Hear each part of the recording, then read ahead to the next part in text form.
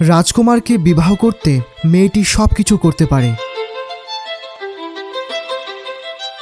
রাজকুমারের স্বয়ম্বরে বড় বড় ঘরের কুমারীরা আসবে। সবচেয়ে সুন্দরীকেই রাজকুমার বেছে নেবে নিজের জীবন সঙ্গিনী। এই সুযোগ হাতছাড়া করার নয়।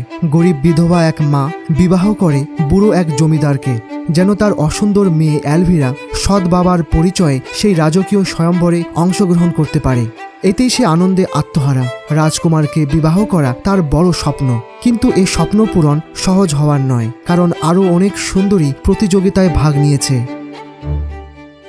অ্যালভিরাকে সুন্দর বানাতে তাকে একের পর এক ভয়ানক শল্য চিকিৎসা করাতে হয়। নাক কাটতে হয়, চোখ ফুটো করে, প্রচণ্ড ব্যথায় চিৎকার করে সে। সুন্দরী হওয়ার নেশায় সে খুশি খুশি সব কষ্ট সহ্য করে নেয়। রোগা হওয়ার জন্য একটা জ্যান্ত পোকা খায়, যেটা তার পেটের সব খাবার খেয়ে ফেললে রাত্রিবেলা তীব্র খিচুড়ি দিয়ে তার খিদে পায়, খায় রাক্ষসের মতো।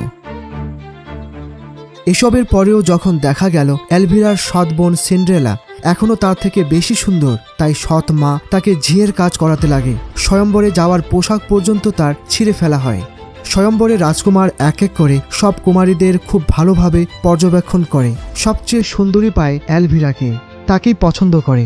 তার স্বপ্ন পূর্ণ হলো, কিন্তু তখনই অপূর্ব আরেক সুন্দরীর আবির্ভাব হলো। রাজকুমার অ্যালভিরাকে ছেড়ে তার কাছে চলে যায়। অ্যালভিরা কাঁদতে শুরু করে। দেখে সে আর কেউ নয়, তার ওই সৎ বোন সিন্ড্রেলা। সিন্ড্রেলা রাজকুমারকে মুখ না দেখিয়েই হঠাৎ সেখান থেকে পালিয়ে যায়। ছেড়ে যায় একখানি জুতো।